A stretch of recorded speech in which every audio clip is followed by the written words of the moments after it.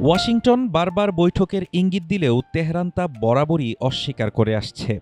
White হাউসের press secretary Karoline Leavitt জানিয়েছেন, president Donald Trump তার জামাতা জেরেড কুশনার ও বিশেষ দূত স্টিভ উইটকফকে দোহায় পাঠিয়েছেন।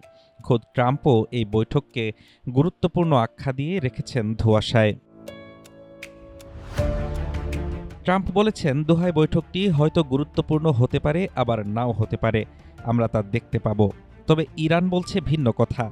দেশটির দাবি, কারিগরি দল দোহা গেলেও মার্কিনীদের সাথে বৈঠকের কোনো সম্পর্ক নেই। আলোচনা হবে কেবল মধ্যস্থতাকারী কাতারের সাথে। উদ্দেশ্য জব্দ থাকা ইরানি সম্পদ উদ্ধার। তবে মূল নজর থাকবে বিশ্ব বাণিজ্যের লাইফলাইন হরমুজ প্রণালীর উত্তেজনা প্রশমনে। মার্কিন প্রশাসন অবশ্য ইরানের এই অস্বীকারকে দেখছে তাদের চিরচেনা কৌশল হিসেবে।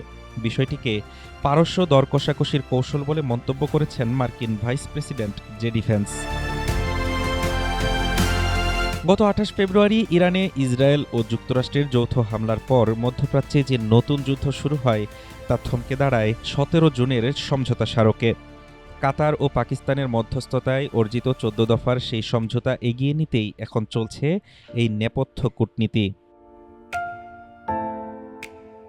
বিশেষজ্ঞরা বলছেন, মার্কিন ও ইরানি আলোচকেরা সরাসরি টেবিলে না বসলেও হরমুজ প্রণালীর নিয়ন্ত্রণ ও সম্ভাব্য বড় জটিলতা এড়াতে পরোক্ষ কারিগরি আলোচনার কৌশল বেছে নিয়েছে ওয়াশিংটন।